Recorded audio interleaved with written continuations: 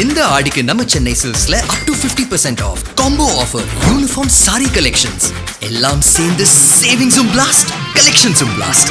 நம்ம தி சென்னை சில்க்ஸ். தமிழ்நாட்டுல எல்லாமே சேஞ்ச் ஆயிடுச்சு. உங்க நகையையும் சேஞ்ச் பண்ணுங்க. உங்க பழைய நகைக்கு கிராமுக்கு 150 ரூபாய் கூடுதலா வாங்கி புது நகை எடுத்துக்கோங்க. அதே கம்மி சேதாரம் தான் உங்க லலிதால மட்டும்தான். ஆச்சி மசாலா. எந்த சமையலும் ருசி தேடும் ரகசியம் 20 ரூபாய்.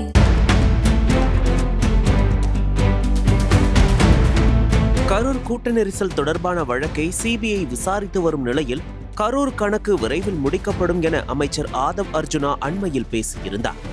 மேலும் கரூர் வழக்கிற்கு காரணம் திமுக என்ற ரீதியிலும் விமர்சனம் செய்திருந்தார். இதனைத் தொடர்ந்து திமுகவின் அமைப்பு செயலாளர் RS பாரதி சார்பாக உச்சநீதிமன்றத்தில் இடையீட்டு மனு ஒன்றை தாக்கல் செய்திருந்தார்.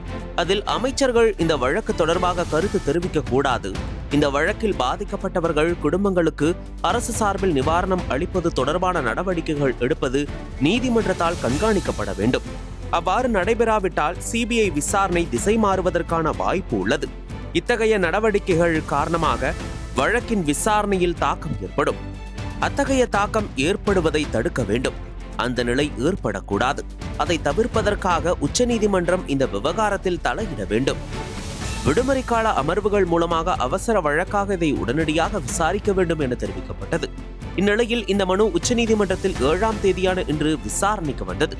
அப்போது நீதிபதிகள் முதல்வர் விஜயின் பேச்சை உச்சநீதிமன்றம் கட்டுப்படுத்த வேண்டும் என விரும்புகிறீர்களா, கருத்து சுதந்திரத்திற்கு எதிராக தடை விதிக்க வேண்டும் என கோருகிறீர்களா, உச்சநீதிமன்றத்தை அரசியல் மேடையாக மாற்ற வேண்டாம், உங்கள் சண்டையை நீதிமன்றத்திற்கு வெளியே வைத்துக் கொள்ளுங்கள். திமுக ஆட்சியில் பதிவான வழக்கில் விஜய் குற்றம் சாட்டப்பட்ட நபராக சேர்க்கப்படவில்லை. அமைச்சர்கள் தரப்பில் பேசினால் அதற்கு நீங்களும் அவர்களுக்கு பதில் பேசிக் கொள்ளுங்கள். தயவு செய்து ஆவணங்களை படித்துவிட்டு நீதிமன்றத்தில் வாதிடுங்கள், திமுக வழக்கறிஞர்களுக்கு அறிவுறுத்தினர். இதனை அடுத்து இந்த வழக்கை வாபஸ் பெறுவதாக திமுக தரப்பில் தெரிவிக்கப்பட்டது. அதன்படி திமுக தரப்பு கோரிக்கையை ஏற்று மனுவை வாபஸ் பெற அனுமதித்ததுடன் இந்த மனுவை தள்ளுபடி செய்து உச்சநீதிமன்றம் உத்தரவிட்டுள்ளது.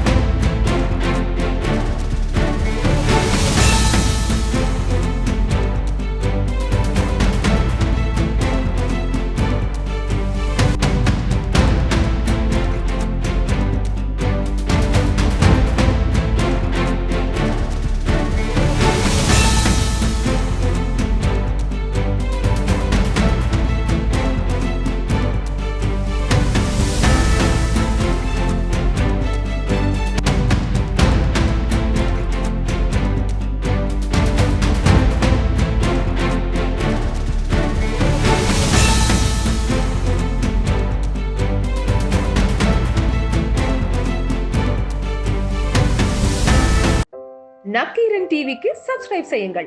உங்கள் ஆதரவே எங்கள் பலம். ஆசிரியர்களுக்கு நண்பனாகவும் மாணவர்களுக்கு ஆசானாகவும் திகழும் தேர்வு வழிகாட்டி. ஒவ்வொரு பாடத்திற்கும் அனுபவமிக்க ஆசிரியர்களின் துல்லியமான தெளிவான விடைகள். CNC இருக்கு, தேர்வு பயம் எதற்கு? இது தீரன் பப்ளிஷிங் ஹவுஸ் விற்பனை வெளியீடு.